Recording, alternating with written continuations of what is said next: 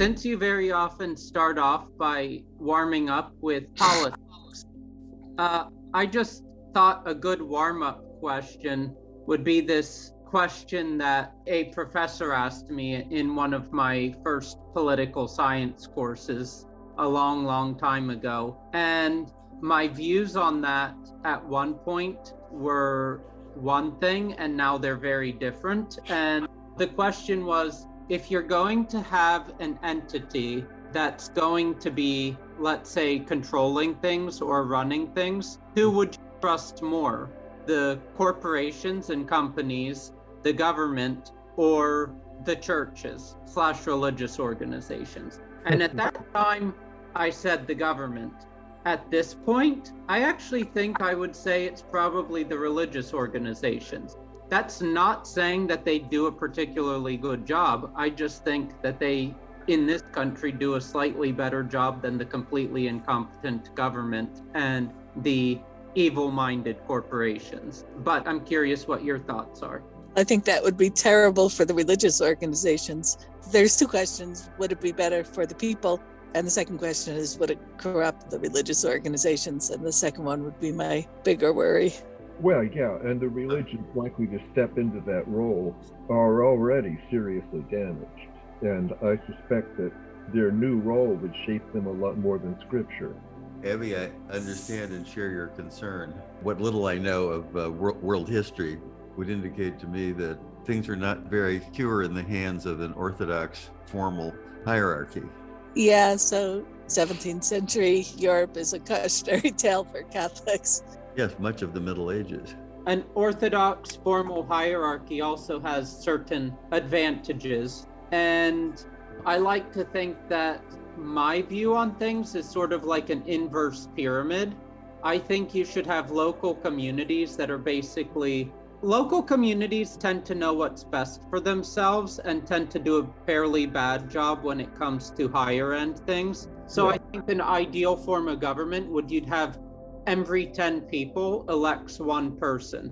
So you'd have that. But then those people that are elected from the 10 of those elect someone, all the way till you get to the top.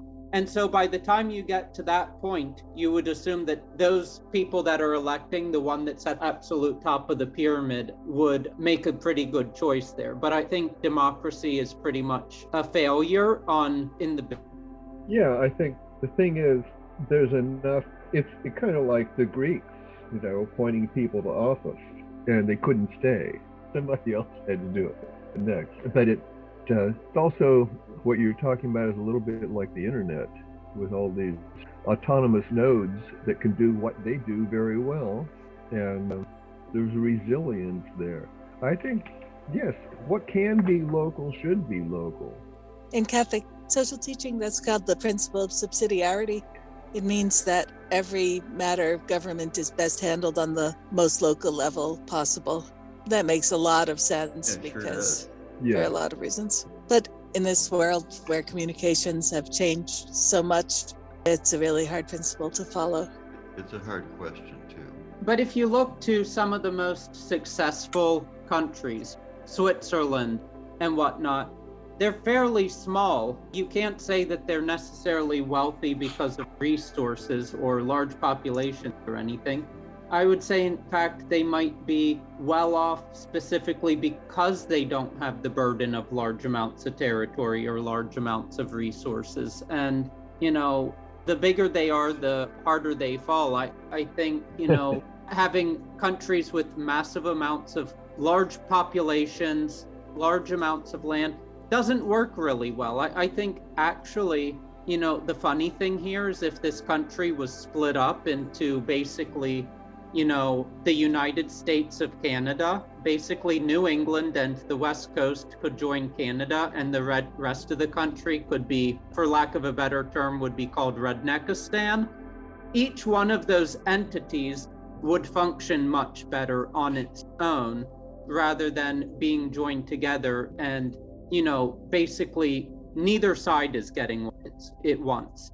And I think this isn't just a political question, but it's a spiritual question, because the essential nature of the people in a lot of this country are very different from the essential nature of the people in other parts of the country, and it's causing a lot of blackness and ugliness. And maybe if they just let's split the country in half, maybe the two sides could realize, oh, we can be friendly with one another now, the same way as, sometimes, you split things up and, people that were under the same roof, even a family, you have two people under the same roof from the same family and they're constantly bickering, but move them to different houses and they suddenly love one another.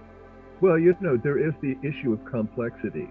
The more complex things are, the better it is for it to be broken down into smaller, manageable units. But somebody has to oversee the complexity because it's larger than any county can see. And that's where we get into trouble. But, you really can't run a place like this with this many people and this number of differences between people. I think the only way you can really make it work is to just stick militantly to democracy and hope for the best, because it's still not guaranteed. We are kind of set up like that. We have cities and we have counties and we have states. Right, all true. And that's the idea behind that, subdividing the responsibilities. But it's been screwed with enough that, abused severely, and yet I don't know how else things would be held together. Anyway, I will get to the first official question now, and that's, I'm starting to think that the root of all true religious feeling is tenderness, which is really the opposite of much large-scale religion. It makes me think that religion and its followers are too much in the head, creating these infernal mental conceptions that then take on diabolical forms. Interestingly enough, one of the people I knew with the most tenderness had Down syndrome, and I swear she had a direct line to God. What do you think of this? In this cold, hard world where Thomas Hobbes described life as solitary, poor, nasty, brutish, and short, how may we embrace tenderness? Don't have any enemies. Have pets. Or take care of other people besides your pets who can't do anything for you in return. Yes, I'd say that's right. But it's more than just deciding to do it. I think it's something that needs to be scheduled and made part of one's formal life. Or one needs to at least be sufficiently introduced to it. And one might get that from one's early life, or one might get it from having pets. So you spend more of your time in that general emotion. Yeah, in that place of not thinking about yourself. Yeah, exactly.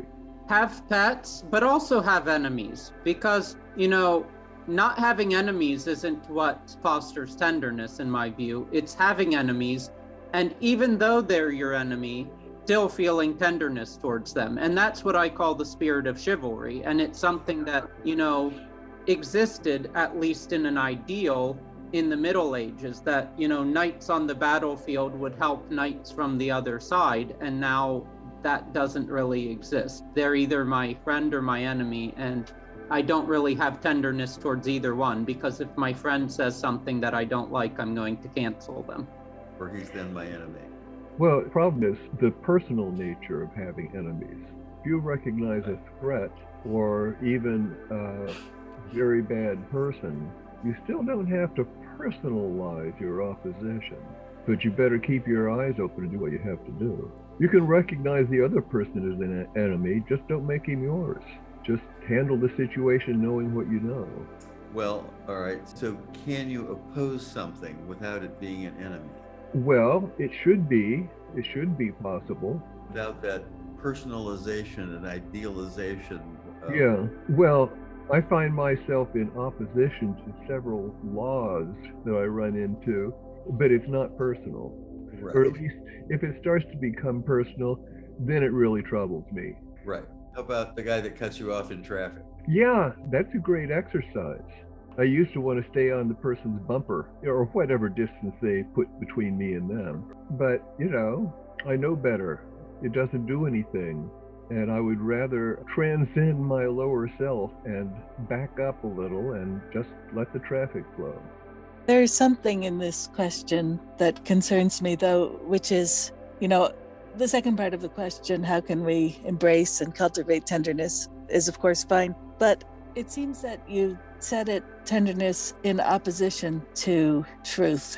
And I think that any kind of emotion divorced from truth is extremely dangerous. It's sentimentality, but not the sentimentality of just getting mushy and having feelings about things, but Flannery O'Connor said, using the word tenderness, actually, which is maybe what caught my attention, tenderness leads to the gas chambers. And that's what she means, that if your feelings are unmoored from objective truth, they make terrible masters. And what happens is, if you're governed by your feelings, is the first people to go are the invisible people, the most vulnerable, because they're not tugging at your feelings. And that's why we have a world where pets are prized, but our whole food system works on factory farming. It's because the animals in the factory farms are invisible. We don't see them. We're not faced with them. And pornography is another kind of sentimentality. You don't usually hear it spoken about in those terms, but that's exactly what's happened, is your response is separated, cut off from the thing that you're supposed to be responding to. And it's a very dangerous severing. So tenderness, like all emotions, needs to be a response to something. It's no good on its own. It has to be in connection to the thing that it's a response to. It has to be in a context. Well, Yeah, it does. Well, I didn't actually in that question mention truth, and I certainly I may have been reading stuff in there that you didn't put in. That's fair. Maybe I read something into it that I didn't put in there because, I definitely said that, religion and its followers are too much in the head, but I wouldn't said that we should have an irrationality divorced from truth. No. But I would definitely disagree with the idea that tenderness or even emotion leads to the gas chambers. My view on that is actually that that's a myth. A lot of the people that write about Auschwitz and stuff, claim that it was the heat of emotion, but the Nazis were fundamentally, very much so, a rational group. They lived in their heads. One could say that the Italian fascists were a bit different in that sense. They had this whole nostalgia for the past and everything, but the Nazis were really a hyper modern rationalistic group that, used certain symbols for their propagandic means. But, Heidegger talks about this, and he says that, the problem here is when you get inside your head, when you rationalize everything, the land is not what it's supposed to be. It doesn't have a meaning on its own. But let's say agriculture is a mechanized food industry, as the same as the production, of course, is in the gas chambers and extermination camps. The same as the blockading of starving countries, and the same as the production of hydrogen bombs. And so as soon as you start thinking of things in terms of numbers, the same as it is now, it's no different whether you're killing corpses in gas chambers or you're producing hydrogen bombs or you're growing wheat in the field. It's all just numbers, and that's the problem. And I think there's certainly something to be said against hyper anti-rationalism, and there have been societies that have been that way at certain times. But seeing as how every single culture and society right now is so hyper rationalistic, I think we can certainly do with a bit of irrationality. And, whether it's rational or irrational, I think tenderness really goes above and beyond all those things. And as I was mentioning before, it comes down to a question of, chivalry. It comes down to a measure of, whether the not just means, not just ends, but also means. I mean, if you're going to war with someone, don't just destroy them, but also show a sort of prototypical love for the enemy. Also show love for those that are suffering. A friend of mine a few years ago was 9 months pregnant, fell down in the street, and for about 20 minutes in the busy DC intersection, cars were swerving around her, and the only person that ended up helping was a tourist from Japan who didn't know any English. And it just shows how cruel and lacking in tenderness much of this society has become. Yeah, there's something about the modern Western societies, and increasingly everybody, but that doesn't reward feeling.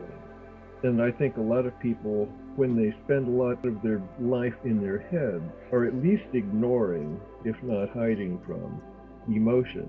So, you kind of have to be in touch with your own emotional life. It doesn't mean that you have to follow every impulse that comes along. I didn't at all dismiss the importance or even the primacy of emotion. The medieval scholastic Catholic philosophy, a la Thomas Aquinas, talks about the two centers of the human person as being the intellect and the will. And it's missing the third center, the heart, and that's an error that's reigned for 800 years. The heart is, and then Thomas will try to subsume emotion under the intellect as if it should be governed by the mind. But no, your heart is what responds in kind to something that's good in itself. And that's what emotion is supposed to be. It's a true act of the human person from the very core of your personhood. So yeah, it sounds like a confusion between emotion and motion. Yeah, maybe. To think that there's what you think and there's what you do, and the morality applies to what you do, but how are you in touch with your... And the idea that your actions should just be governed by your intellect. It should all be a matter of intellect and will. First understanding, and then using your will to do the thing. That's a very impoverished view of the human person, isn't it? So flat, Unless you include emotions in the understanding part, yes. One of the ways we understand things is by the emotional responses that we have. Which brings us back to the importance of poetry. Yeah. Would you start that sentence again, Larry? I missed your first few words. Which sentence? What was my last sentence? I remember starting out with confusing will and emotion. I don't know. It was about being in the head versus the heart, I think. And you're not fully alive if the heart is not part of and perhaps an agent of your awareness.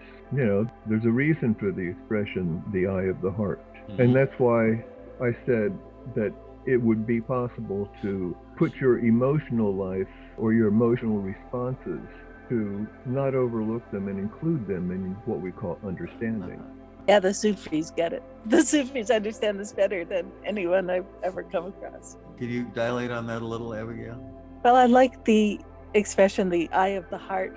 The Sufis understand the heart almost as a way of knowing, or, not just knowing as the subject knows an object, but knowledge through union, which is the real kind of knowledge. Right. I mean, I don't know why the heart in the West has been so much linked to courage, but that sounds more like that intrusion of will on the end of emotion, or of motion. Right. Yeah, it's funny, in the Christian world that, Jesus preached about love and its supremacy. Yes, love. They've chosen the heart because there are certain feelings that may be centered there, or for whatever reason they did, but certain feelings are there. It's another way of knowing. But we have to fight against their feelings, like when the guy cuts you off in traffic and you have to argue with yourself and suppress your immediate reaction and retrain it. I don't think we argue with their intellect in the same way. I think we should. I think we should argue with our intellect.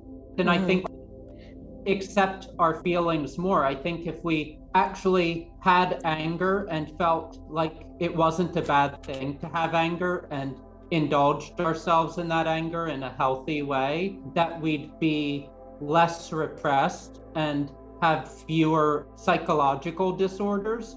I also think that the mind, the brain, it's like a muscle. It's like the arms or the legs or whatnot. It does a really, really good and efficient job of what it was meant to do.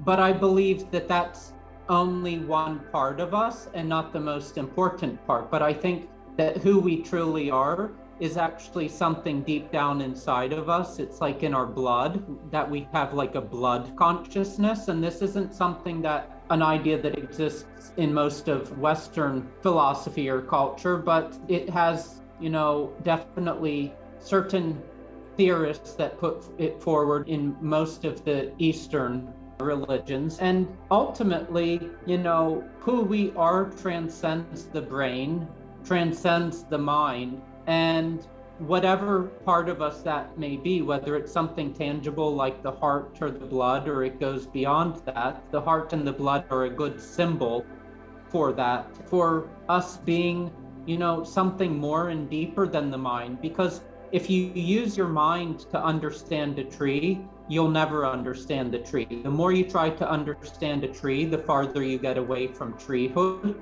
But the more you get your blood in touch with the tree, you can have human blood consciousness mingling with tree sap consciousness. And it's a thing. And, it's difficult to describe, because once I start describing it, I start using my mind. But it's this blood sap intermingling. It's a thing, and it's beautiful. And you can have tenderness even towards trees. Maybe I'm going off on a tangent. No, you're making perfect sense. I think you're making great sense. Yeah, I'd like to return to the notion of someone pulling in front and cutting me off, because it's not when I respond appropriately, I don't have to oppose the feeling. I don't have to suppress it. I just have to realize that it tastes bad and drop it, because I don't want to feel that way. This is not good for me, and it has no usefulness.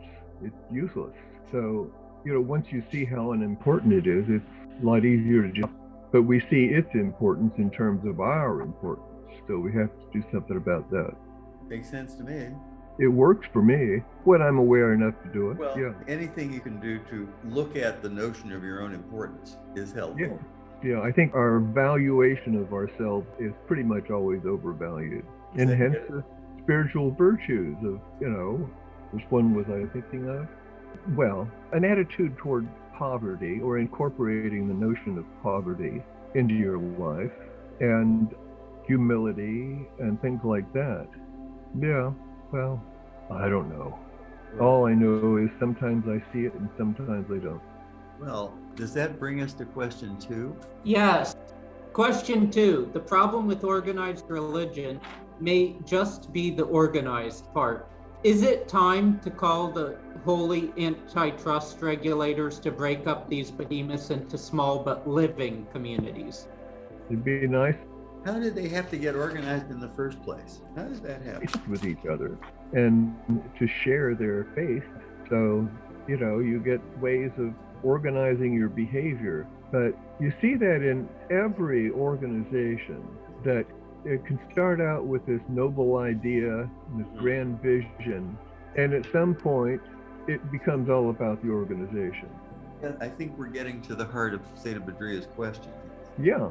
Yeah, and for me, the most beautiful periods of religion were, on the one hand, ancient Mediterranean, let's say ancient Italian pre-Roman and ancient Greek pre-Homeric religion, and on the other hand, ancient Indian religion prior to colonialism.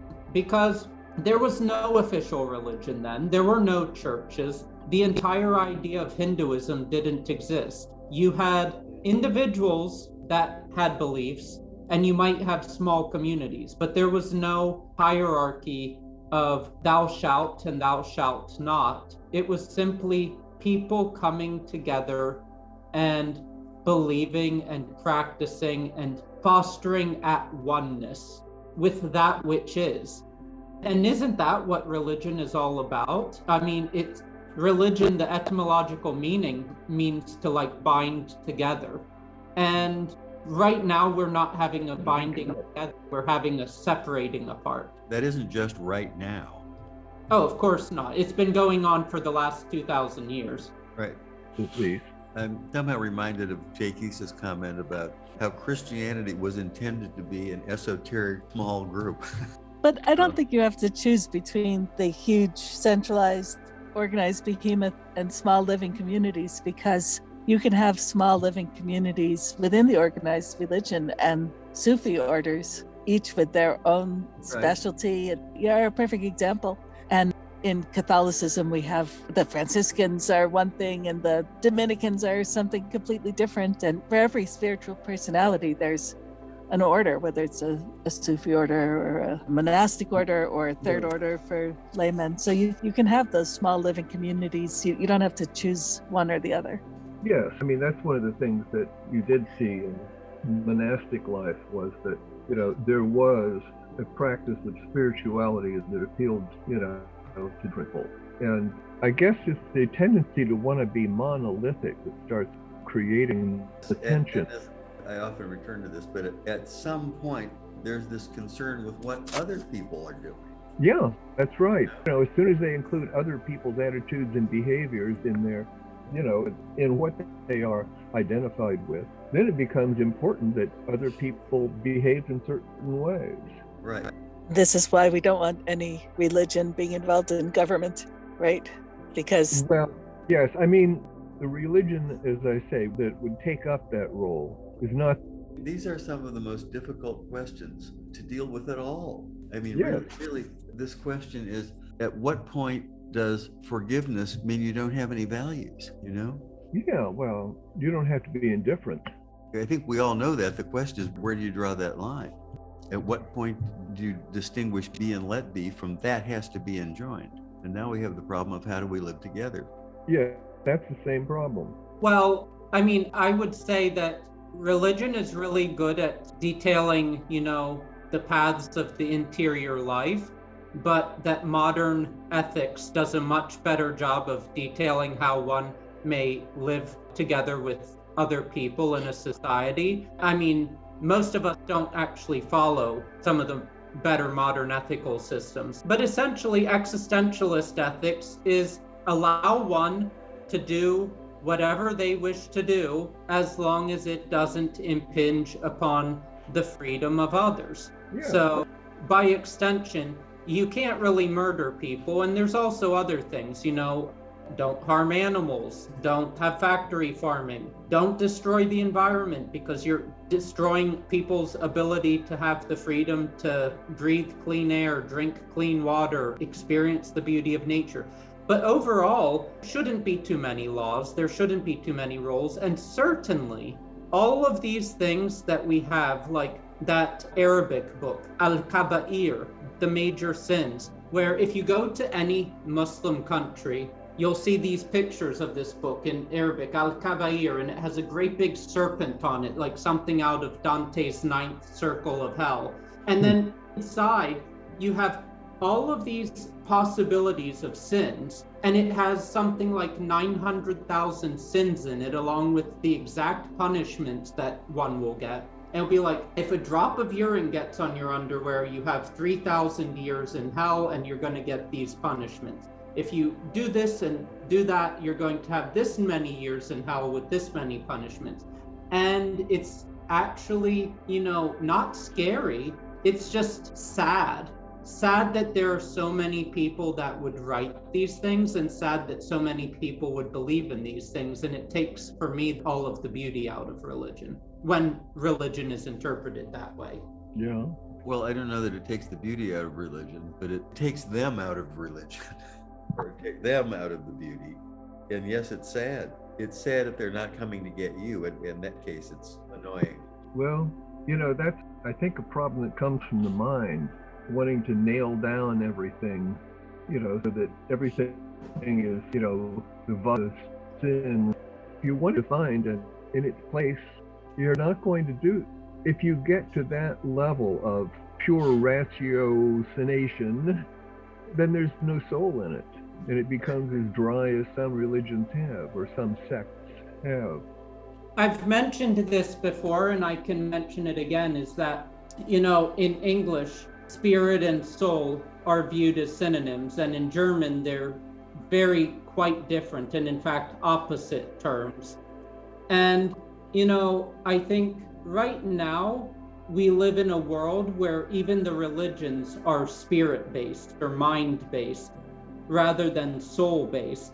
And even the tariqa has a certain beauty now. It had a certain beauty in the early 2000s, but there was a time at which it was rapidly expanding, where there were a very large number of members. Yeah. And Majlis would fill up in Great Falls with something like 60 people showing up. And for me, it didn't have any soul, because it was less people being on the path to God and more a place to have abstract metaphysical discussions that led nowhere. And that's a problem. Well, yeah, it's still related to feeling like you have to, as you are now, understand things. Well, but so much of this, I think, is peculiar to our Eureka. Other groups who pride and maybe are successful at creating community may not have done that around scholastic intellectual topics, but they might have done around, say, caring for the poor. Yes, Yeah, that's right. That's right. And that's why there's so much danger in having that intellectual point of view where you begin to think that you get it and can pretty much pronounce on who else gets it. Yeah. And that's what's poisonous. Yeah, having to have the answers. And why would you say that where so many religious organizations seem to fail, where they descend into cults, cult of personalities, authoritarian systems with all sorts of abuses, why is it that, on the other hand, secular groups like Alcoholics Anonymous or the Good Samaritans actually succeed? I'm not sure I would completely put AA into the secular category. It has a good spiritual foundation. But your point's still well taken. Yes, but one of the things that's kept AA from degenerating in those ways is there's no prescribed or proscribed way to relate to your higher power. But yet, farther down the program, and I don't know, step 10, I don't know. But we see that God is doing for us what we could not do for ourselves. Non-dually, I'd say we finally see that we were never the one doing it for ourselves. Right. It's part of that exaggerated self-importance. So we're really approaching this from why do religions turn into brittle hierarchies? Yeah, and why do human beings do that? There's a lot of different religions. I don't think they all have that built in. Well, when a religion is centered around a fundamental revelation, whether it's the Quran or God made man, then that will have a big centralizing effect, right? Because now you have doctrine and... It will pull people together. I think the question is, at what point in the pulling people together does it become a bureaucratic hierarchy? Right. Well, and that gets back to governing on the localist possible level. There's a similar kind of thing there. You're responsible for your own salvation. You're, not really responsible for what other people do. So, yeah. But there's just something in human beings that, they don't want to mind their own business. At what point does witnessing become coercion? After you've judged. Good. Yes, right. That's another one of those things to try to keep an eye out for the judgmental. Yes, that's very helpful. That judgmentalism. And that's how we create a lot of our enemies. Tell us more. Well, if we judge them as in opposition to us or in opposition to virtue or whatever we might be identified with at the time, then you have an enemy. You have an opposition there. I mean, and it wouldn't have to be so personal. You could just try to focus on the other person's non-virtuous behavior as something you don't like, but there's inherently a lack of gratitude, divine gratitude, when you find fault with what God sends your way. Yes, exactly. Rather than seeing whatever it is as an opportunity to be closer to Him. Right. And it doesn't mean you have no discernment. It is what it is. Well, it comes down to ego, which comes down to separativity. That's right. Finally, yeah. How are we doing, Zeta? Comes down to the question, who do you think you are anyway? We're doing good. Okay. Since question 3 really does fit in with the first 2, let's do question 3 and get as far as we can with it. And whenever you feel like going, we can go. There are many parts of religions that are clearly bound to time and place, but there are also parts that are clearly universal. Spanning the gap between these two is 90% of religion, i.e. the gray areas. How may one distinguish the essential parts of religion from the time, place, and cultural artifacts that may be deemed inessential to the path? I think, practically speaking, one uses the same method that Abby was talking about in question one or earlier, you have to know it in your heart. It has to speak to you. Right. And within a religion, you can look for the things that are expressed in it that are not so bound to time and space. You know, things that are described as eternal, for instance, or, you know, things that have a reality even though they don't have to be situated in some space. I understand the reason why you would want to make the separation, intellectually at least, but I'd rather see culture and religion integrated.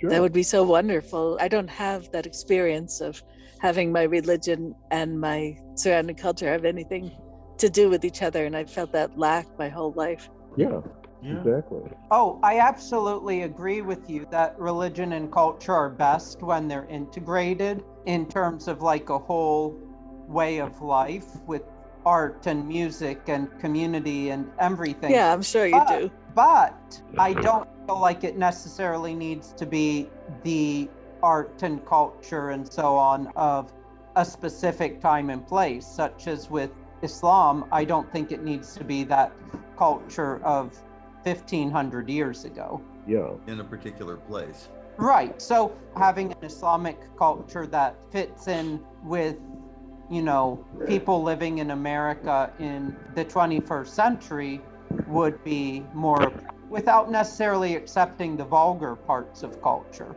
But again, my view is that any religion, whether it's Christianity or Islam, for it to be successful in this country, needs to adopt some parts of the Native American metaphysic and aesthetic.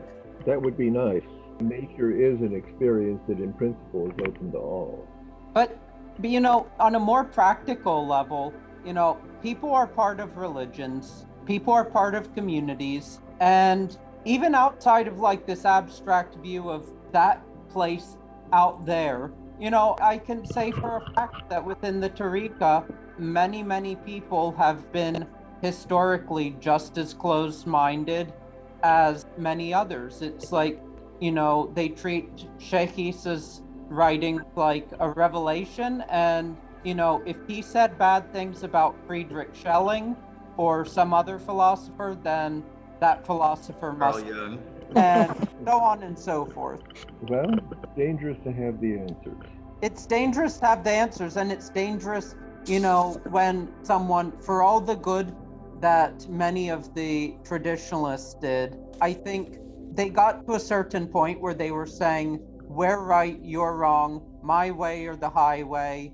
And then they started, like, it got worse. Like the early, like, traditionalists, some of the early Sheikh Isa, some of the early Coomaraswamy were wonderful. And then by the time that they passed away and you get to like this third or fourth generation of traditionalists, a lot of them started being like, oh, you can't read Goethe because Goethe is, you know, a modern.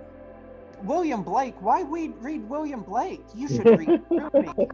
You know, it's got to be too much. Right. This is the same question you asked earlier. Right. You're right. Yeah, you know, I noticed that after the, you know, larger than life or whatever traditionalists were gone, that it really was a much more impoverished Tariqa setting. It just was. I mean, look at the writings of some of these, you know, early people, and, you know, those that came after just couldn't manage it. You know, they could talk about things, they could have some intuitions about things, so of course, but, you know, they weren't magistrates. There's a big difference between Coomaraswamy and William Stoddard. Or Christoph Schuett and Harry Oldmeadow. Yeah.